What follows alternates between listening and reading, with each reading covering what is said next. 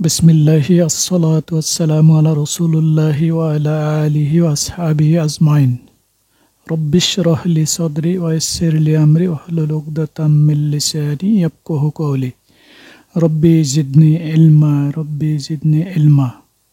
প্রিয় দর্শক, আবারও হাজির হলাম নতুন একটি ভিডিও নিয়ে। আজকের আলোচনার টপিক হলো কুল্লুন। কুল্লুন শব্দটি কোরআনে বহুবার ব্যবহার হয়েছে। কখনো কুল্লুন থেকে কুল্লু, কখনো কুল্লা, কখনো কুল্লি হিসেবে ব্যবহৃত হয়েছে। প্রথমে জানি কুল্লুন অর্থ কী। কুল্লুন অর্থ প্রত্যেকে বা সবই। এটি কখনো সিঙ্গুলার, আবার কখনো প্লুরাল অর্থে ব্যবহৃত হয়েছে। এখন কুল্লুন থেকে কুল্লু, কুল্লা, কুল্লি এভাবেও ব্যবহার হয়। যখন কুল্লু, কুল্লা, কুল্লি হিসেবে ব্যবহৃত হয় তখন এটি একটি সম্পর্ক তৈরি করে পরের শব্দটির সঙ্গে। এটাকে আরবিতে বলা হয় ইদাফা। ইদাফা কি আমরা একটু পরে আলোচনা করতেছি। যা হোক, যখন কুল্লু, কুল্লা, কুল্লি ব্যবহার করা হয় তখন পরের শব্দটিতে সবসময় জের হয়। আমরা এখনই সে বিষয়টা বিস্তারিত দেখব ইনশাআল্লাহ। এখানে লক্ষ্য করি কিতাবুন। কিতাবুন একটি শব্দ। এটা হলো আরবিতে অনির্দিষ্ট শব্দ। কিতাবুন মানে একটি বই। এর নির্দিষ্টতা হলো আল কিতাবু মানে বইটি। আরবিতে যখন শব্দের শুরুতে আলিফ লাম ব্যবহার করা হয় তখন শব্দটি ডেফিনিট বা নির্দিষ্ট হয়ে যায়। তখন দুই পেশ পরিবর্তিত হয়ে যায় এক পেশে যখন আলিফ লাম ব্যবহার করা হয়। আবার বাম পাশে দেখি বেলালুন। বেলালুন শব্দটির অর্থ হলো বেলাল। এটা একটি মারফু, যেহেতু পেশ আছে। পেশ থাকলে বলা হয় মারফু, জবর থাকলে মানসুব এবং জের থাকলে মাজরুর। এখন আমরা দেখব কিতাবুন এবং বেলালুন শব্দ দুটির মধ্যে কিভাবে সম্পর্ক তৈরি হয়েছে। যেমন কিতাবু বেলালিন অর্থ হলো বেলালের বই, বেলালস বুক। এখানে শব্দ দুটির মধ্যে সম্পর্ক তৈরি হয়েছে। যখন সম্পর্ক তৈরি হয়, যে বস্তুটার সাথে সম্পর্ক তৈরি হয় তাকে বলা হয় মুদাফুন, আর যার সাথে সম্পর্ক তৈরি হয় তাকে বলা হয় মুদাফুন ইলাইহি। আর মুদাফুন আর হলো মুদাফুন ইলাইহি মিলে হয় ইদফা। এই সম্পর্কটার নাম হলো ইদফা। এবং সম্পর্কটা কিভাবে তৈরি হলো সেটাই আমরা জানব। যেমন কিতাবুন বা আল কিতাবু, যখন এই শব্দটার সাথে সম্পর্ক তৈরি হলো তখন এই দুই পেশ পরিবর্তন হয়ে গেল এক পেশে। অথবা শব্দটির প্রথমে আলিফ লাম থাকে, সে আলিফ লামটা বাদ যাবে। এক কথায় এটাকে যা বলা হয় মুদাফ বা মুদাফুন। মুদাফুনের শেষে কখনো তানউইন নিতে পারবে না এবং শুরুতে আলিফ লাম নিতে পারবে না। এখন মুদাফুন ইলাইহি। মুদাফুন ইলাইহির শর্ত হলো শব্দটি সবসময় জের গ্রহণ করবে বা কাসরা গ্রহণ করবে, সবসময় জের গ্রহণ করবে। কাজে আমরা বুঝলাম যে মুদাফুন কখনো আলিফ লাম নেয় না এবং শেষে কখনো তানউইন নেয় না। আর মুদাফুন ইলাইহি সবসময় শেষে কাসরা বা জের গ্রহণ করে। আর মুদাফুন ইলাইহির মধ্যে যে সম্পর্ক, এই সম্পর্কটা বলা হয় ইদফা। এখন আমরা জানব কুল্লুনের ব্যবহার নিয়ে। কুল্লুন অর্থ প্রত্যেকে বা সকলে। এটি কখনো সিঙ্গুলার আবার কখনো প্লুরাল অর্থে ব্যবহৃত হয়ে থাকে।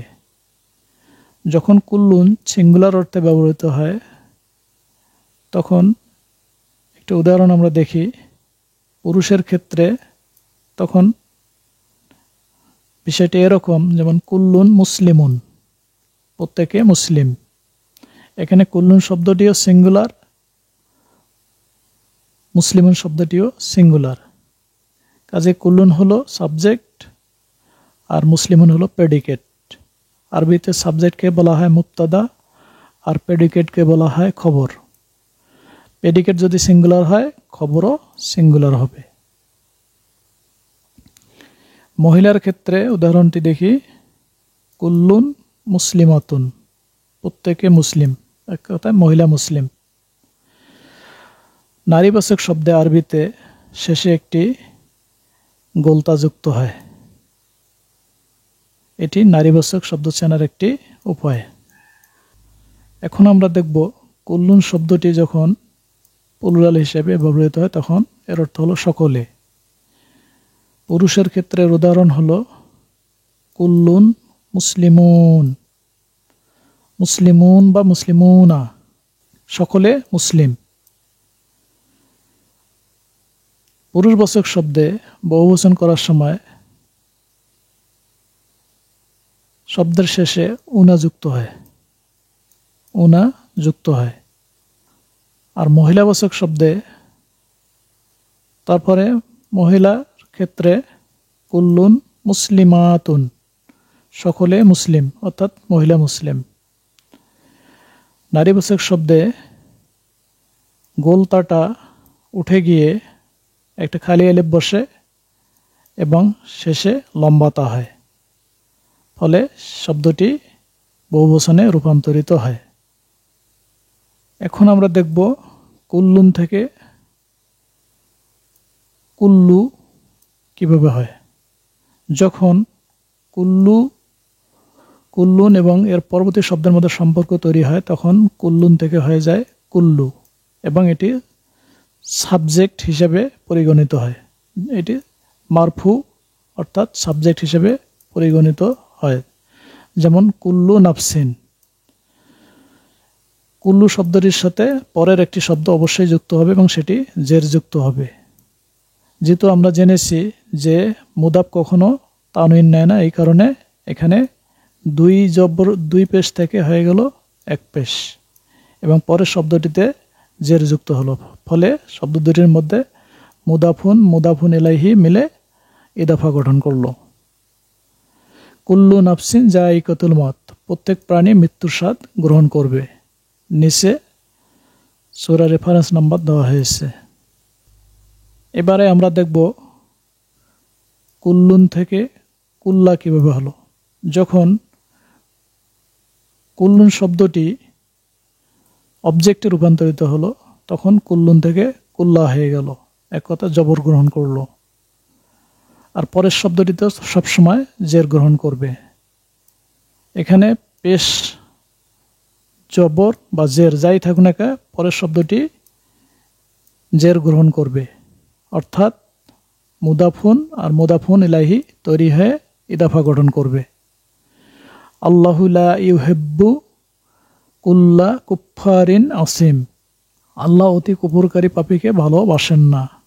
নিচে সূরা রেফারেন্স নাম্বার দেওয়া হয়েছে।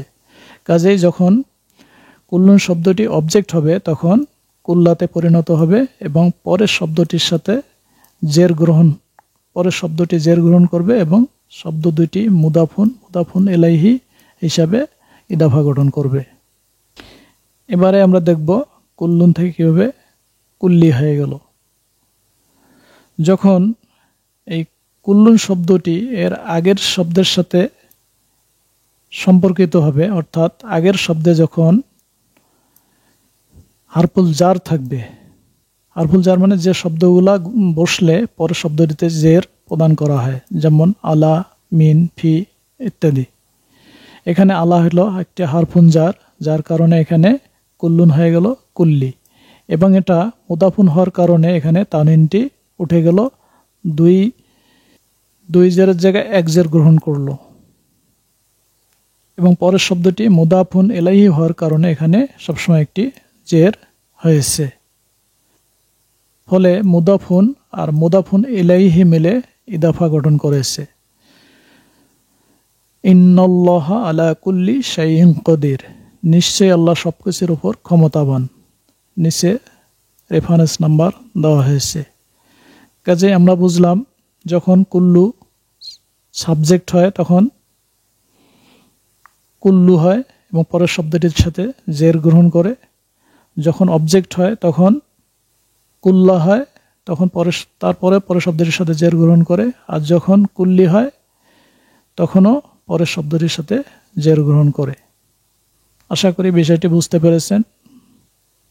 এরপরে বুঝতে সমস্যা হলে কমেন্ট বক্সে কমেন্ট করতে পারেন।